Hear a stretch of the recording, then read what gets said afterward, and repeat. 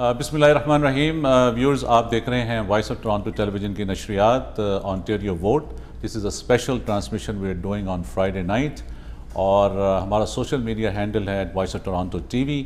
अगर आपको during the show हमसे बात करनी हो और कैंडिडेट से बात करनी हो, अपने सेंटिमेंट्स एक्सचेंज करने हो, तो आप हमें स्टूडियो में कॉल कर सकते हैं। 9056704114 हमारे स्टूडियोज़ के लाइन के नंबर हैं। एज यू ऑल नो कि जून 2 को इलेक्शन होने जा रहे हैं, लेकिन उससे पहले एडवांस पोलिंग भी होगी और उसके लिए जो डेट्स वगैरह हैं वो उसका भी मैं पूछूंगा जो कैंडिडेट हमारे पास अब आए हैं। तो अभी हमारे साथ आज जो कैंडिडेट हैं, हमारे पास सेकंड जो कैंडिडेट हैं वो नीना टांगरी हैं। She has been A minister with the PC government, fourth government, minister of small business, and she is running again as re-election for her seat from the Mississauga, that is the Streetsville area.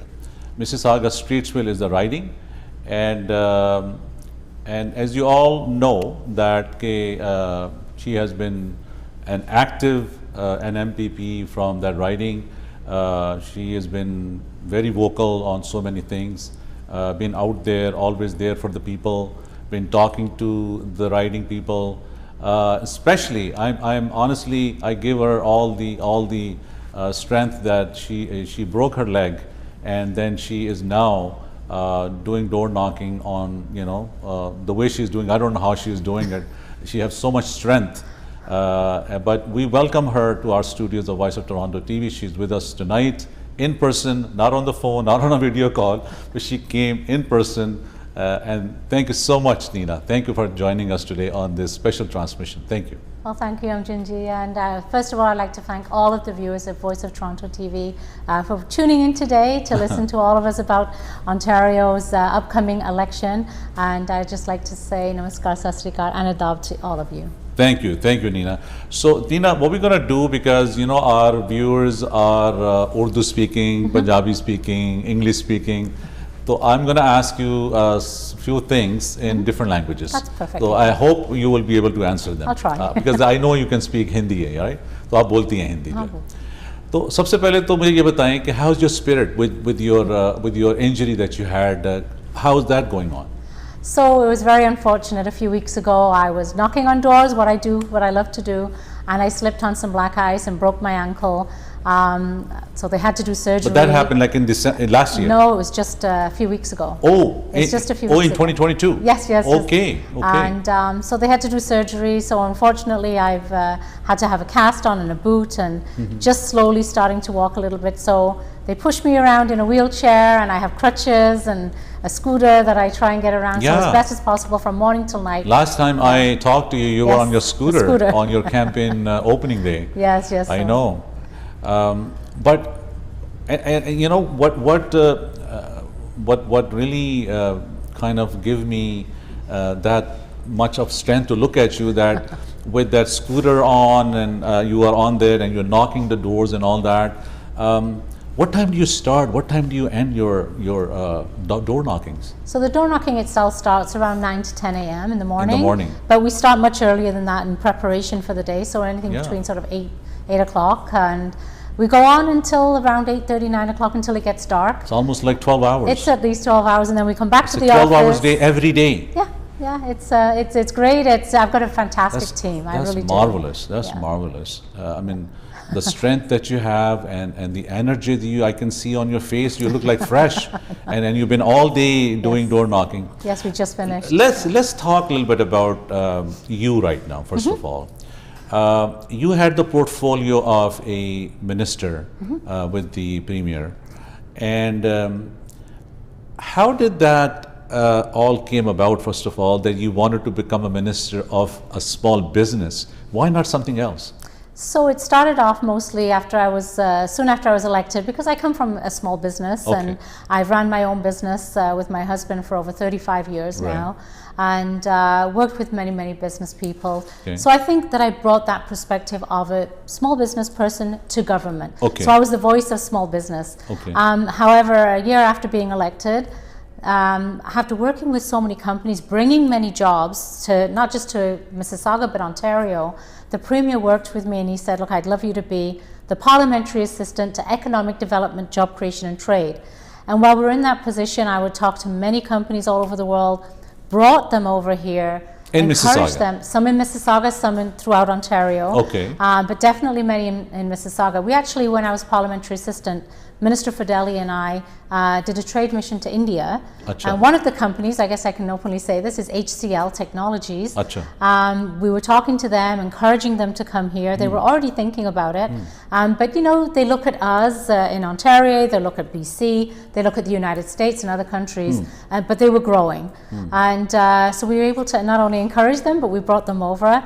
So Mississauga alone, it's actually in my writing, 800 jobs, and across Canada, 1,200 jobs in total. So very proud of that achievement, and as many other companies that we've been in huge competition with many of the jurisdictions, Ohio, Ireland. We've been able to convince them that Ontario is the place to work, to live, to raise a business, to own a business, but also to raise a family. And I think that's where it makes such a difference, that we all live in such a great diverse culture, working together, a great healthcare system, and you know, I think just our community as a whole is very welcoming, and I think that plays a big part when we're asking companies to come here. Acha. Well, that's fantastic. What I want to ask you, I mean, there's so many questions in my mind that I should ask you, but one of the questions that do come into my mind is this: that when you guys came into government and we went into pandemic, and the pandemic 2 years were very tough years for Ontario. We were in a lot of lockdown so many times, and a lot of businesses were hurt and all that. How did all that came forward when you guys were sitting on a table making decisions? How hard was those decisions when you guys were making for Ontarians during pandemic? Well, Anjum, it's a very, very important question, and I can tell you when the pandemic came in March of 2020, when we had to make the tough decision to close down the Parliament, to close down schools, to close down businesses, it was extremely hard. It was, you know, it was gut-wrenching for all of us, but we were all in the mind of, if we can nip it in the bud now, it will go away hopefully very quickly. And then we can get back to normal as soon as possible. But everything we did, all the decisions we made, were with the advice of the Chief Medical Officer of Health. It was critical that we had that scientific, that medical knowledge to help us guide those decisions. So we always decided let's listen to modeling from the experts, let's listen if we take action, if we take strict action where we would be, if we took no action where we would be, and if we took some action. So we had to make sure that the decisions we made were first, health and safety was the most important to keep people safe, but also how do we still keep getting food to the table? How do we make sure that our economy keeps running? So having to close down the businesses was extremely difficult. So you guys have felt a lot of heat from the opposition when you guys were taking that decision, as a Premier when he was making those decisions.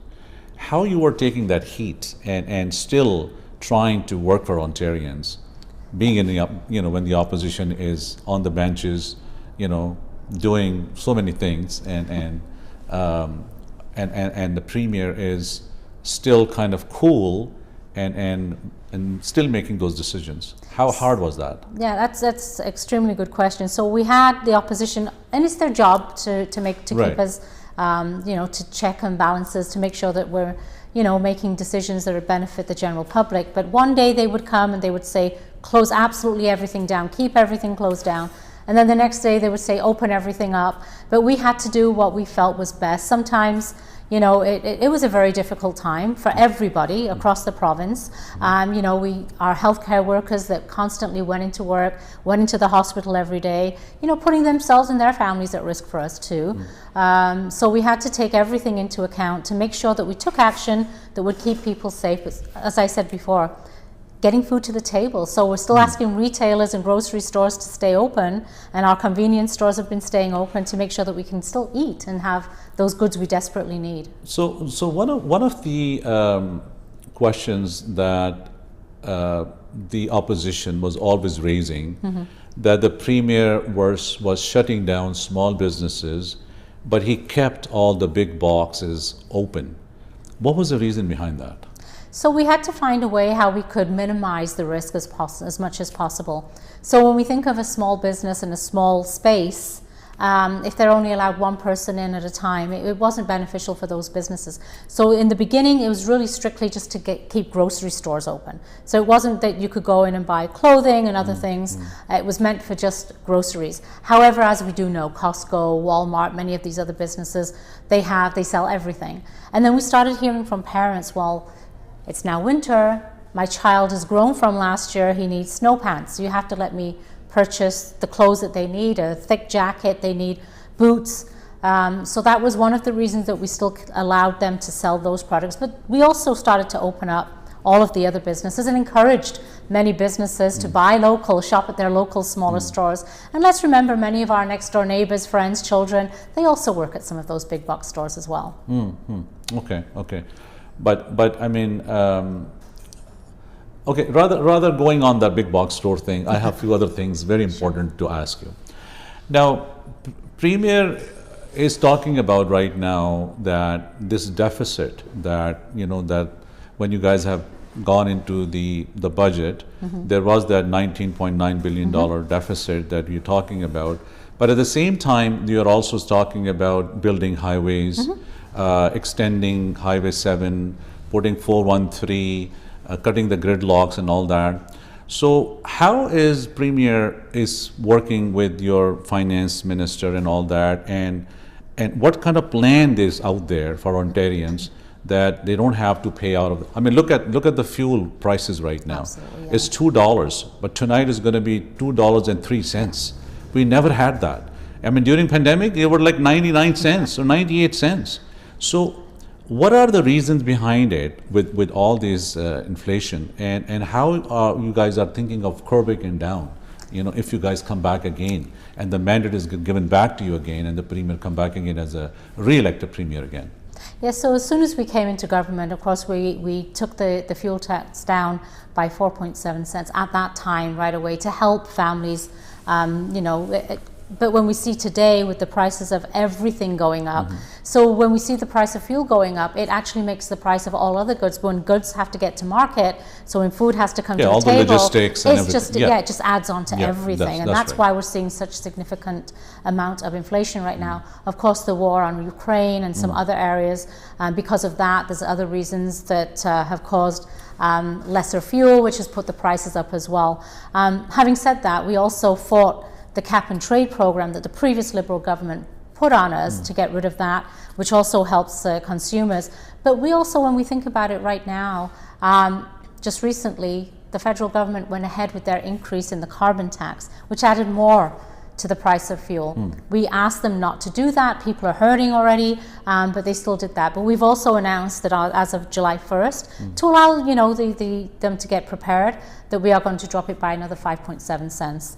But when we're seeing the price of fuel go up so much, it's very difficult for many families, especially with the summer season where there's more demand. So I mean, this is one of a question. I mean, Liberal is talking about a buck a ride, and here Premier was talking about, when everything is going up, he was talking about buck a beer. I mean, he did that in during pandemic. So I mean, obviously, the heat is on in a way that, I mean, the policies that you guys have, it is not in favorable with the Ontarians. But I see that there are a lot of good things that has happened with the Premier when he was making those decisions during pandemic. Let's talk a little bit about that. I mean, what are the other programs that you guys think that you will launch to help, especially with this inflation? If you guys come back to the government again, what is on the table that what Ontarians can feel that they're going to get, as some sort of relief, from all sort of fuel, logistics, the pricing, the food, and you name it. So what is in the plan right now? I mean, you probably guys talking about it, Absolutely. Now we have a very comprehensive plan, and as we relayed in our budget just before the House rose for the election. bringing many jobs here is one thing. Having more people working brings more money into the Ontario government's taxes, into our revenue. That allows us to spend where we need to spend, whether it's building hospitals, like in Mississauga alone. We are rebuilding the Mississauga Hospital. Okay. That will add another 350 beds. As you know, in Brampton, we are going to rebuild and build the new Peel Memorial Hospital to make it more 24/7, so we have more beds. Which is just an there. emergency hospital right now. It's currently, it's an urgent care centre Urgent right care now. centre, okay. And when we first came into government, it was like almost 9 to 5. It was not extended hours at all. Yes. I remember when I did a ride along with the paramedics, and we stopped there, and I asked them, I said, well, what are the hours here? And then when they told me, I was like shocked. An urgent care centre, I'm sorry, if you fall or you get hurt or you have an urgent, your child is sick at 2 a.m., you know, you want to see somebody right away. And Correct. the hospital may not be the best place to go. So having that open 24/7, which is what we did change initially, so people could go use that instead of going to Oslo Hospital. And that was very successful. But Brampton's growing. It's growing so rapidly, which is why we're going to build the new hospital as well. Also putting up the university there, more medical spots for our kids here so that we can get them into medical spots in Ontario instead of them traveling to other countries to get their medical degrees. There are two other things. Building Highway 413 is just so important. Right now, many of us spend so much time in traffic and gridlock, and we want to get home to our families sooner. So for a lot of people who don't know, what is the parameters of Highway 413? Where would it start? Where would it end? Would you want to elaborate that a little bit? So just at the tip of my riding in Mississauga is one end of it at this point, as it's planned, and it goes right across through Caledon to Vaughan, Woodbridge, to Highway 400. So from the back. Yeah, so it'll go up above the city.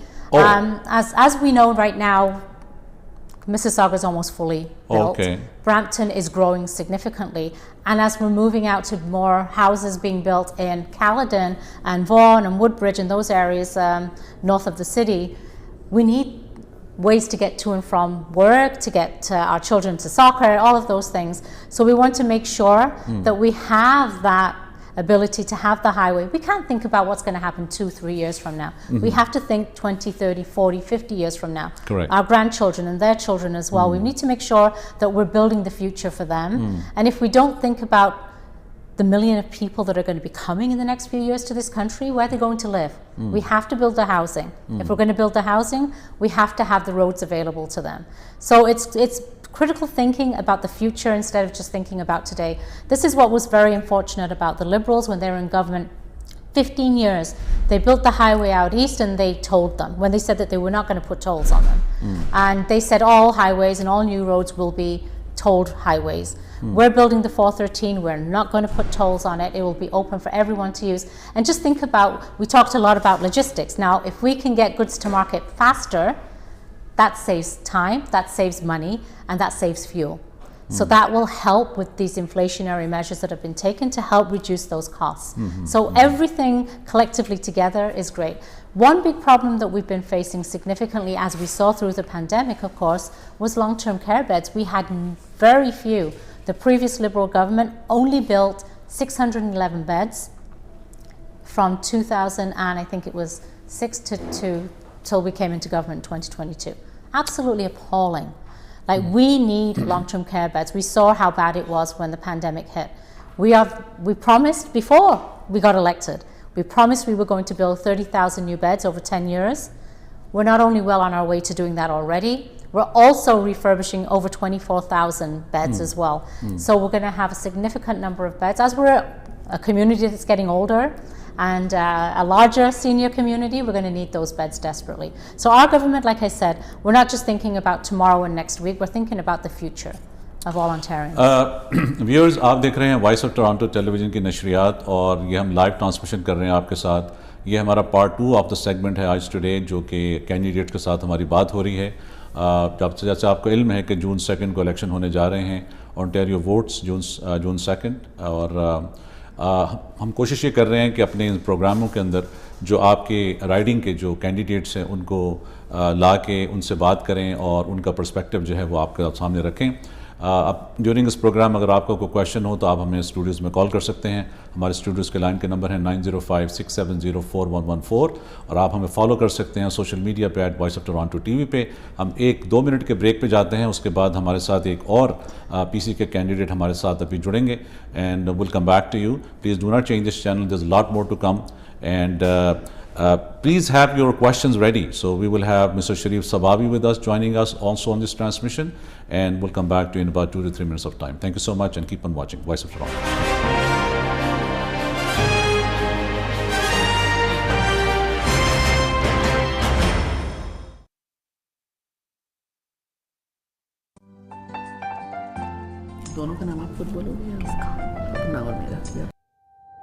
Hi, I'm Samira Ali, a mother and a community servant in Milton.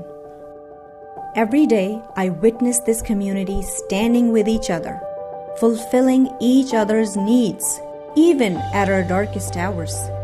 That's why I became a counselor, to serve the community, to foster a culture that is inclusive and compassionate, to be an inspiration to my children, to show them what Milton has given them. But in recent times, even the most common sense objectives are getting harder to accomplish. Our voices are going unheard. We need to stand up for our schools, our teachers, our communities, our seniors, our frontline workers, our small businesses, our families, and our children. I'm standing up. I'm running to be your MPP in Milton. Stand up with me. Stand up for Milton.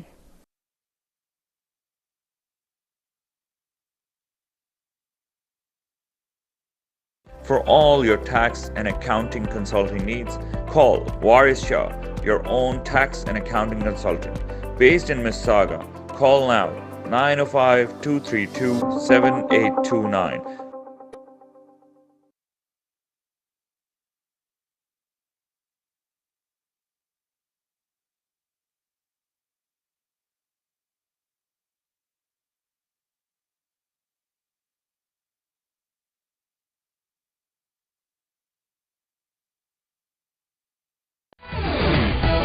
We Canada ਵਾਲੇ ਹੋ ਜੋ ready ਔਰ ਅੱਲਾ ਦੀ ਕਸਮ ਸਾਡੇ ਨਾਲ ਰੰਗੀਲਾ ਵੀ ਹੈਗਾ ਜੇ ਇਹ ਨਾ ਕਹਿਣਾ ਦੱਸਿਆ ਨਹੀਂ।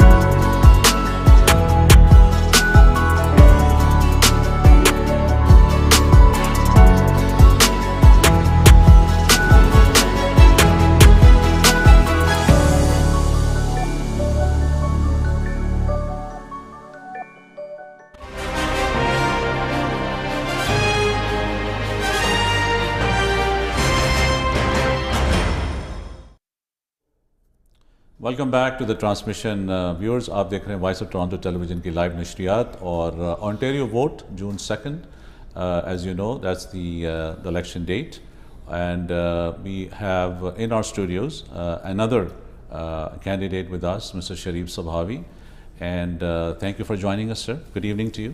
Thank you very much, Anjum. It's always a pleasure to have you at our studio, sir. Thank you so much joining us on this live transmission, as you have been with us on Ramadan transmission as well. So before I go to Mr. Sabawi, Nina, one of the questions that comes to anybody's mind, that would be that the polls. And I was going through the polls today before I came on the set. And I see that Premier Ford is still leading in the polls right now. Liberal is number 2 which is very, like, NDP is number 3 in the polls. Now,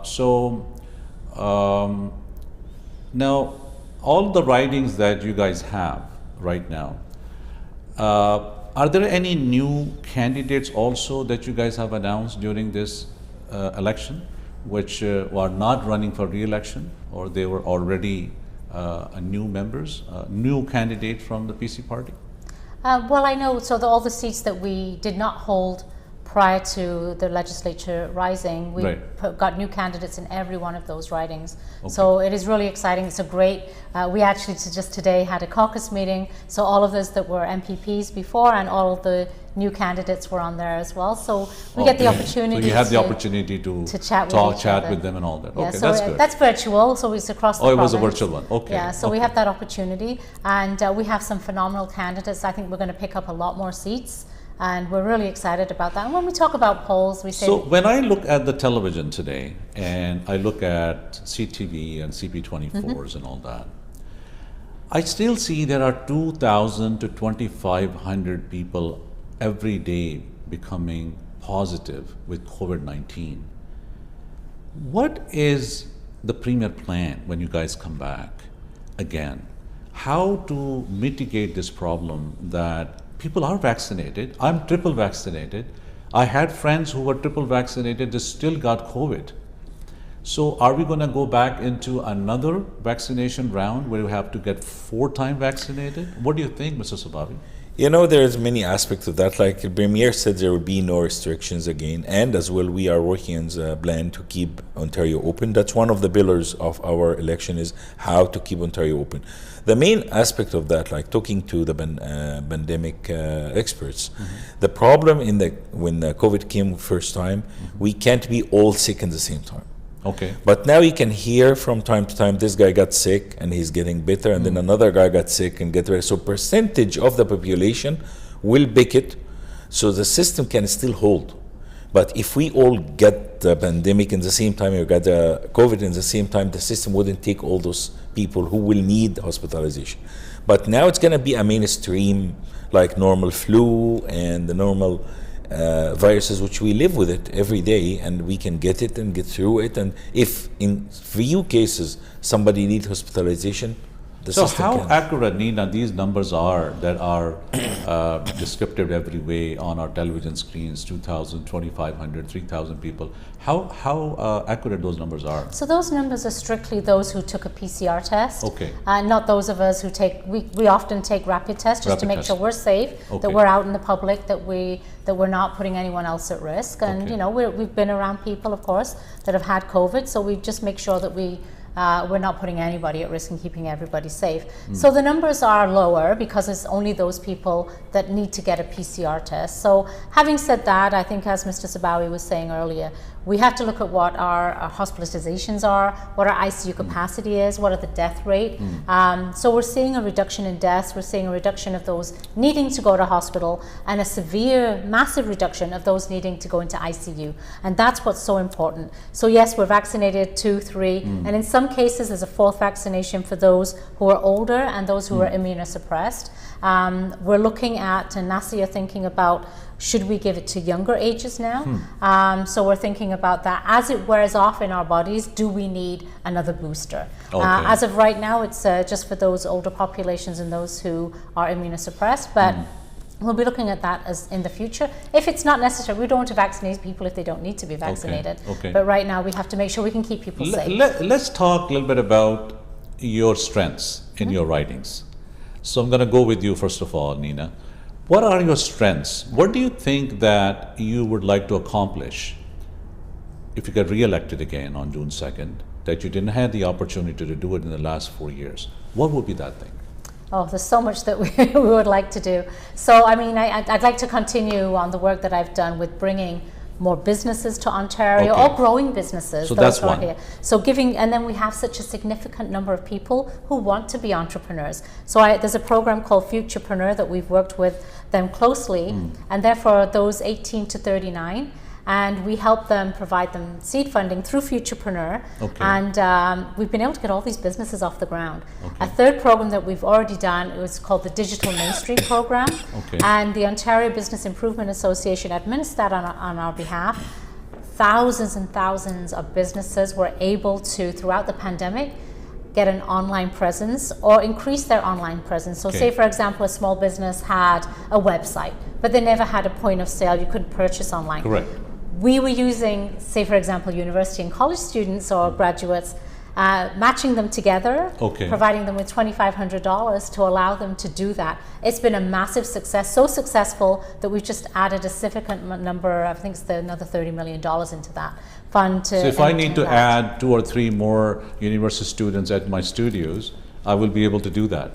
Actually, you can do that through the student program. There are many other programs available to do that. Many programs available to doing that. If you get re-elected back on June 2nd, this is the same portfolio you want to go back and finish off a lot of things that you wanted to do, or you had a lot of plans that, okay, I'm going to come back, I'm going to jump into something else. What do you think? So, I mean, we're not going to speculate on where we may be after June 2nd. If I have the privilege, if the people of Mississauga Streetsville bring me back as their MPP, first, of course, my constituents come first. We have to make sure we look after our constituents. If I have the privilege of being a cabinet minister again, on top of the current ministry that I have in small business, I'm also red tape reduction. So the passage of the bill that we just passed prior to the election was actually my bill that allowed you to return the money you had paid for your license plate stickers. So that was actually the bill that I got the check back. Yeah, myself, so you know, when we talk about it's great. So when we talk about affordability for people, that was allowing us to put that money back. So how would that system will process now? Like I have no sticker, but I still have to go to the license office to renew my plates? So what you need to do, it can be done online. You don't have to go to the office. So the best way would be to go online, renew your license plate as if you normally would, but you don't have to pay. You don't have to pay? Yeah. You just have to give your odometer reading, your insurance details.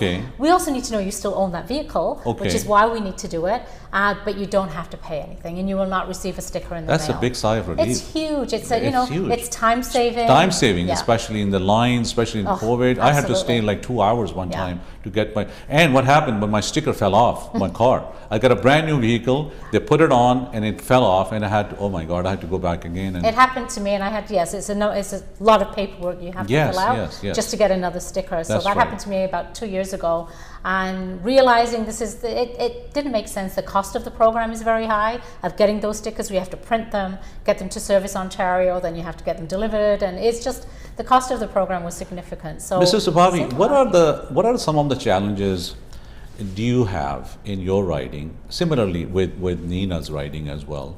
What are some of those things that you would like to accomplish or do for your writing, members, constituents who live in your area, that you were kind of not able to do in the last 4 years? In Mississauga and Mills, we successfully managed to get enough funding to rebuild the South Common Community Center, $61 million, with $45 million of those from the provincial government to build state-of-the-art Olympic swimming pool. And where that's going to be built? South Common Community Center, which is Brenham-Thorpe and Erin Mills. I see. There is another project I'm working on. We just missed the window for funding for that last time by a few weeks. I think this time would be ready to go live, hopefully, if we win this election. But saying that, there's many bills I worked with, I helped with, like Bill 27, which allowed all the immigrants to get licensing, removing the 2 years Canadian experience from to be any qualifier in the licensing. So that opened the door to lots of immigrants to get back to they get their licenses if they have the experience. They don't have to be Canadian experience. So if somebody have 10 years experience as a welder or as a trade or as an engineer, this experience could be counted. So that will accelerate the getting those immigrants into the job force, especially that when they come, they don't have good connections, they don't have network. Those 2 years are very, very difficult for them to get.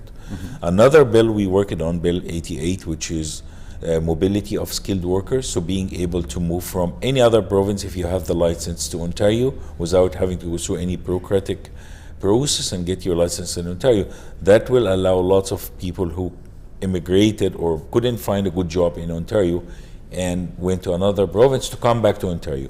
So those are two bills I worked on diligently from my heart, because those are two obstacles I faced when I came to Canada 27 years ago.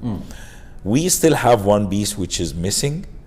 Same, two bills for the medical professions. Correct. For doctors. Which and I nurses. did talk to the Liberals. Yes, And- it's a different bill. It's governed by another bill, and we didn't have the time to open that bill after the see. COVID.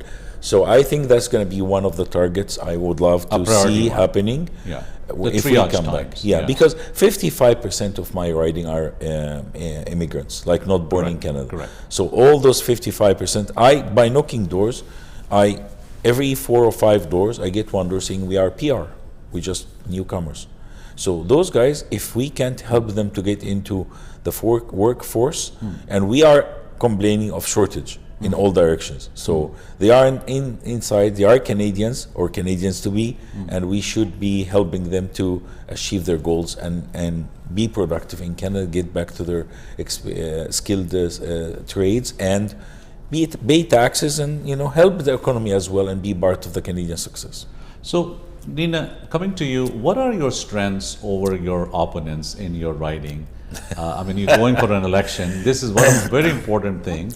I mean, people judge you for your previous, record, what you have done over the years. But I mean, what are some of those strong holes you have in your riding that you feel that you are good for June 2nd?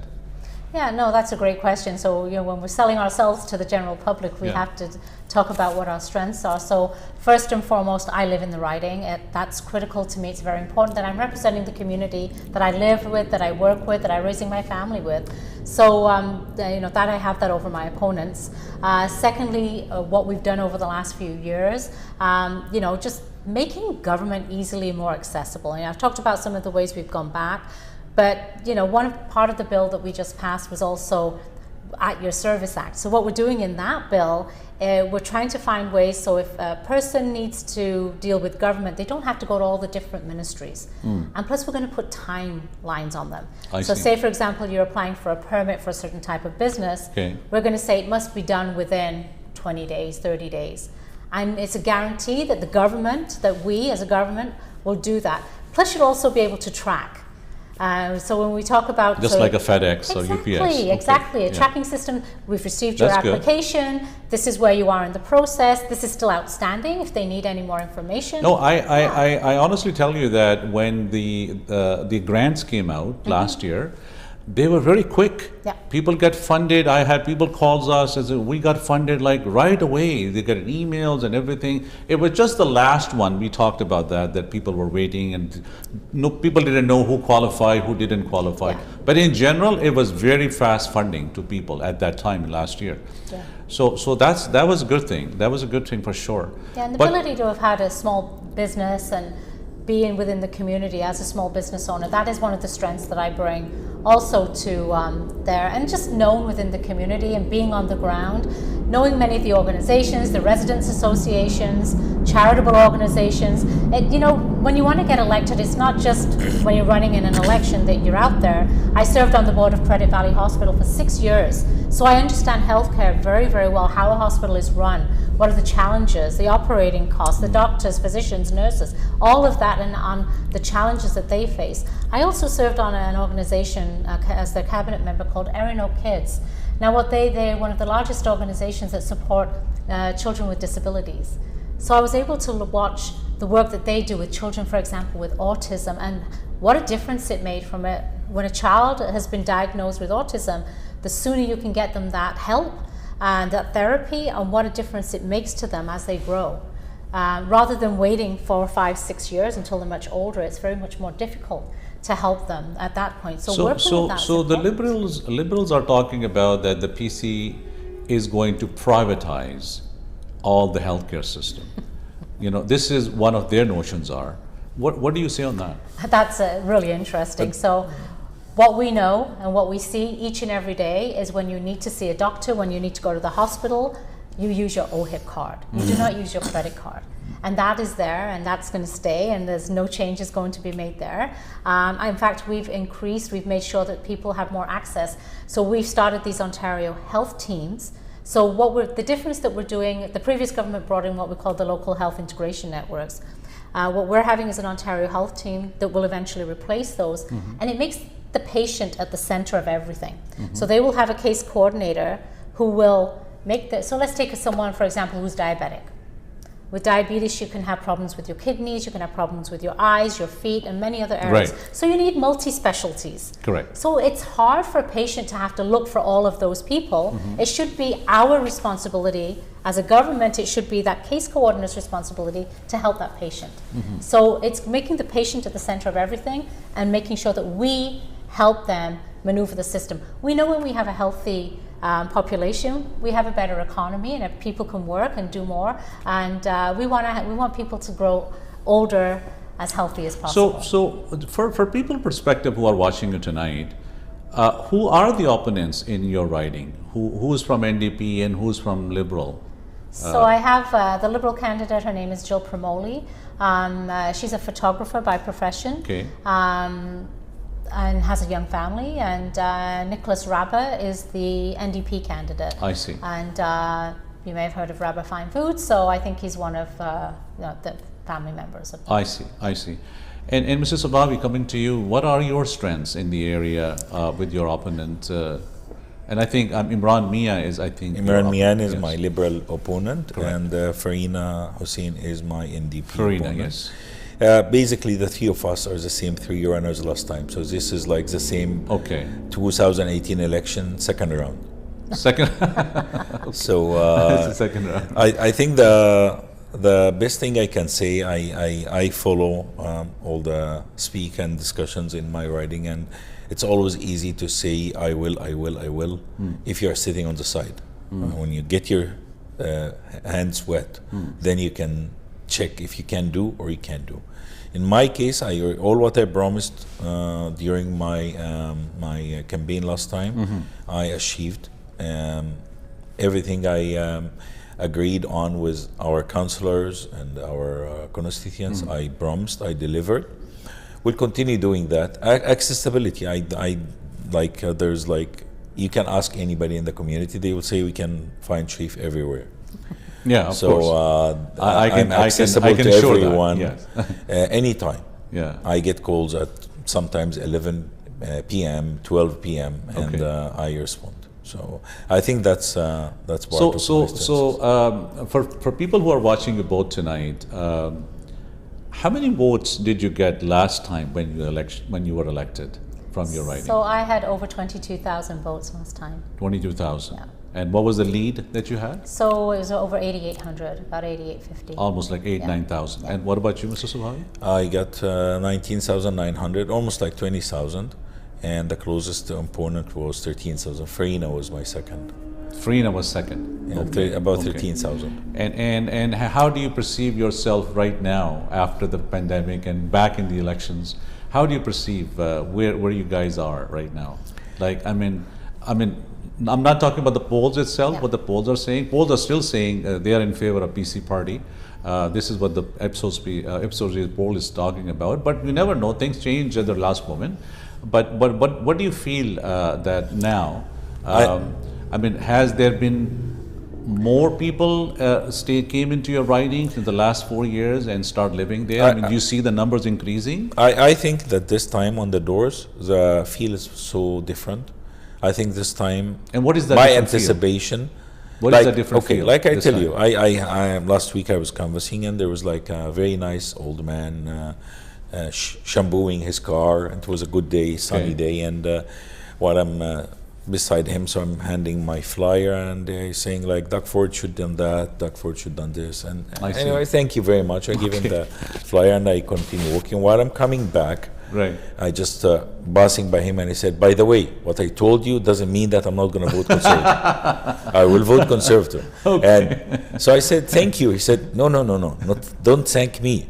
you know, this is the first time I vote Conservative. From what date? I said, no. He said, from 1978.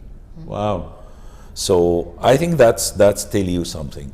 Another time we had... Are you feeling anything different this time when you're going out door knocking, when you're talking to people versus your last, the drill that you had? Yeah, I think it's different in a sense. I think the anger, the last election was so high at the Liberals.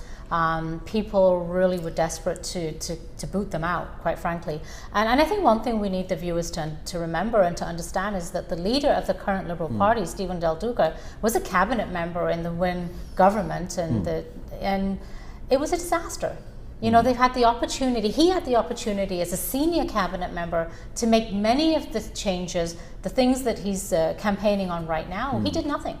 He stood back, and quite frankly, why he didn't do anything back then, why should we expect him to do anything in the future?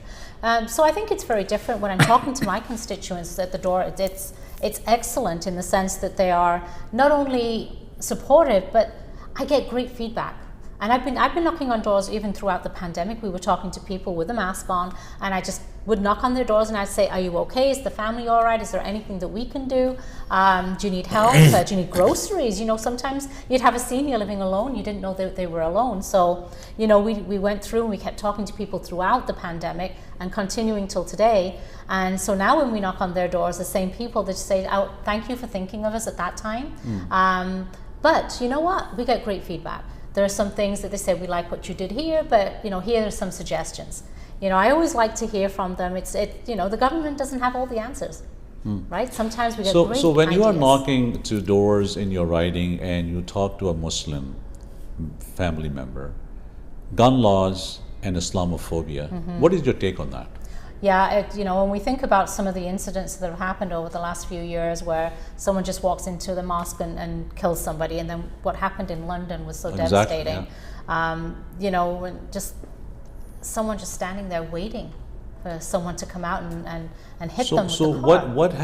What has led Premier Ford not to put a gun law in place in the last 4 years while he's been in The power? problem we face is the guns that are being used in these crimes, they're not guns that are bought here in Canada. They're coming across the border. So what we've done, we've put a significant amount of funding and resources to help our police. So here in Peel, OPP and many, especially the border areas, that we're putting a lot of money into watching what's coming across the border to try and nip it in the bud there, and it has succeeded. We've been able, and let's face it, it's not just guns. We're talking about drugs, we're talking about guns, we're talking about human trafficking and car thefts. So it's one large organized crime, and it's not just one group, of course, there are many of them. So when we were able to tackle one of these, we're able to tackle many of them. So we've had so many resources, much of what's gone into helping our police, and it's been very successful. Of course, each and every day when we see somebody standing or sitting in their car, just waiting for a family to come out the mosque to kill them, that's horrific. It's devastating, and you can't get your head around it sometimes because it's just so heart-wrenching. And how do we fix that within our school system at a young age to make everyone understand that we're all equal, we're all the same, doesn't matter what color of our skin is, doesn't matter what our religion is, that we are one community. And I think that education to the younger people as we grow up, we will see that there will be no racism. That's what we have to achieve. Like I said, it can't be about what's going to happen today and tomorrow. It has to be about the longer term. So we need to educate people on understanding. What is happening with the Education Minister, Stephen Lecce? What we're hearing in the news. Is he still running? Absolutely. He is. Okay. Like, actually, this is kind of standard procedure with Liberals specifically. I see. If they can't win against somebody, they will dig in his history and see. This is like something sometimes pretty, he this woke is something up, when he was in school, He or was a 19-year-old in university. or when he was in university. Yeah, and actually, the way he explained the race was cooking race. It's not anything, but the name was that. So he said, like, he didn't give attention to that at the time. He was like, young age. It's not so that it important. doesn't matter. But anyway, they would Yeah. they would find something like a picture of him walking Yeah, naked foot, and they would say, "Oh, he walked naked foot. Yeah, the naked foot here. So you have to take him off." Stuff Tell like me, that. can you put a little light, both of you, on the LRT system in Brampton, Mississauga borders? Where are we at on that? I mean, I know Bonnie Crombie, I talked to her last time during her election, is coming back again. I think election is again coming up soon. Yeah, no, for the mayors. it's in full force. The LRT project has been approved, and shovels will be in the ground very, very soon. And Okay. it's currently going from Steeles down to the Lakeshore line. But Brampton now wants to extend it. Initially, they did not want it to go beyond Yeah, Steeles, they voted against but it now in the they're beginning, wanting but they are back now. to go further north. So as it stands now, it will be a north-south from Steeles there. But it's definitely ongoing, and we will get it built. Okay. Is that going to be like an underpass kind of a thing? Or, No. or it's going to be street on the It's along Highway 10. just on Highway 10, just similarly, just like we have in downtown, like the Similar to the line in Markham, for example. Oh, those lines. Okay, Yeah. okay. Well, it's okay. a light rapid transit. The one goes so- from Scarborough Town Center to downtown, similarly like that. Yeah, so these are light rapid transits. They're not the big TTC buses that we see in Okay. Toronto. Yeah, Okay. so much better, much more fuel efficient because electrified, and it will. It's a great way for people that need to get from north to south or vice versa. So people who are watching you tonight, Mm-hmm. both of you, are viewers from Pakistani community, Arab community, Indian community. What is something that they can take back from this sitting that we had tonight? What is that one clear message out there for our voters that would you like to put down to your camera? Sure. Well, first of all, thank you for tuning in tonight. Obviously, you're listening to this because it's important. It's important to you to see that you have a government that's working for you, a government that will get it done, a government that will keep us open, a government that understands the economy is very important, the government that makes sure that we get hospitals built and healthcare built, a government that makes sure we get long-term care beds built, and that we are able to bring people to Canada and to Ontario. I have 200,000 jobs I can't fill right now, so we're very pro-immigration. We want more people to come here and to be part of this great Ontario community that we live in. So we, of course, are asking for your vote. I'm Nina Tangri, running in Mississauga Streetsville, and I hope I can earn your support to be re-elected on June 2nd. And like I said, Doug Ford, I, and all our team, we're going to get it done. Yes, Mr. Subhabi, what is your message? I just want to say that, my opponents keep saying that the Liberals are closer to the immigrants. I say, as an immigrant from 27 years ago, I came to Canada. I didn't see any government did to the immigrants to improve their conditions in working conditions, how to get to speed, to get speedy to their fields as our government. And as I mentioned before, like even during the discussion for the debate, I told the Liberals, I came to your door when my wife was a doctor trying to get her license and talk to you and talk to your colleague who's a Minister of Health, and they didn't help. Now we get it done. We help the people to get back to jobs, to be productive, to pay taxes, to build their lives, their new lives in Canada, not as a taxi driver, it's not as a Tim Horton, minimum wage income, but in their field, the field they have the experiences to, because we need these experiences to push the economy in Ontario and push the economy of Canada. In regards to the health and long-term care, like we would not have the situation we are in now if these steps were taken 10 years ago. Since I came to Canada, there's only 2 hospitals, Credit Valley Hospital, Mississauga Hospital, and we were 200,000. Now we are 1.some million, and yes. only 2 hospitals. What do you expect? When somebody speak about 8 hours and 9 hours wait time in emergency, that should be expected because they are working 120% of their capacity.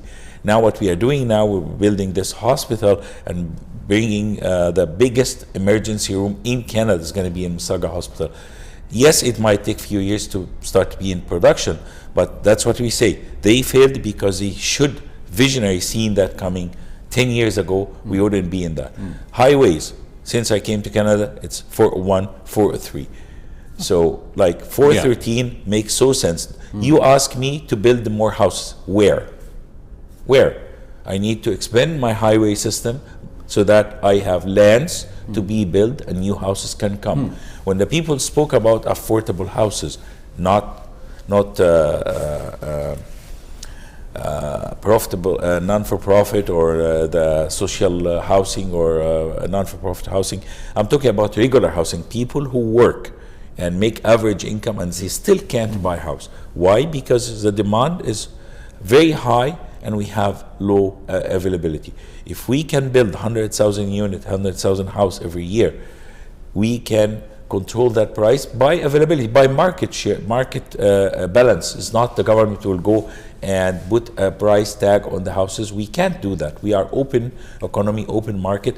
We should encourage, make environment suitable for developers to build more houses, then the prices will be stabilized. And that's what we have been doing. And 413 highway is one of those projects which will open new areas for development. Expanding the subway in GTA, or expanding the GO train to reach all the way Kitchener and after, that's making it easy for people to think, start thinking about going out of the crowded area of GTA, buy a house. It's about 40 minutes with the GO train to be downtown, so it's not really bad.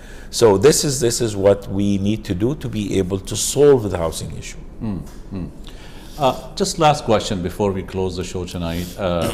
Jobs. What sort of plan Premier have when you get re-elected?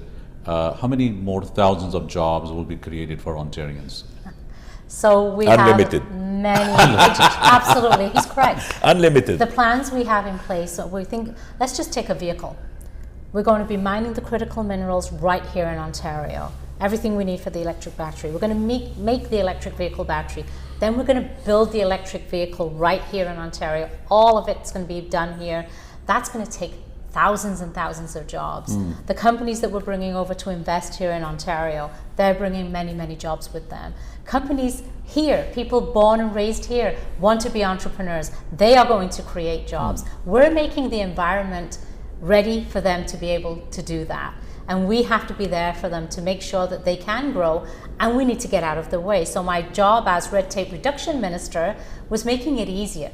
We have so many regulations that the federal government has that we didn't need to have provincially. We got rid of those. We've been able to save businesses, not-for-profits, schools, hospitals, $465 million each year. That's a huge savings for them that they can pass on and hire more people, build more technology, and just make life more affordable for everyone. So we're well on the way to doing that, and we're going to continue to do that if we have the privilege to be re-elected in June. Thank you, guys. Guys, you are watching Voice of Toronto Television live transmission, Ontario Vote 2022, and we have Nina Changri and Sharif Sabawi. I cannot thank you enough for both of you to take your time out, especially Nina, for you with your leg and all that. We wish you all the very best in this coming election. And I hope with this message tonight, the mandate should be clear. I mean, the people should know that who they need to vote and who their constituents are and who are their members are. I mean, this is very important because a lot of times people want to go out and vote. They just don't know who is in my riding, who should I be waiting for. And it's good that we have this platform and we are talking to you tonight. Thank you so much again for coming, both of you. Thank you very much. Thank you, guys. So from here, from our Voice of Toronto television studios, wish you a very good evening, very good night. Have a great, safe weekend. You enjoy your barbecue tomorrow. We'll see what we get. Actually, I would like to take the opportunity to maybe to ask all the participants in the program, the audience, to join us tomorrow for the barbecue. It's 12 to 3 at 2575 Dundas West, beside, like in the Home and Design Plaza, our campaign Dundas, office. and what intersection is that? Dundas and Brenham Thorpe, Dundas and Winston Churchill, beside Watan Dundas and Kaboom, Winston Churchill. east of Watan Kaboom right away. Okay. Join us from 12 to 3. There's a barbecue. Free barbecue. Yeah, there's vegetarian, halal meat and everything. It's going to be a good one. Thank you, sir. Thank you so much. Thank you, guys. Thank you for watching us. We'll be back next week with another few candidates. Until then, a very good evening, very good night. Thank you for watching Voice of Toronto. Bye-bye. You're watching Prime Time with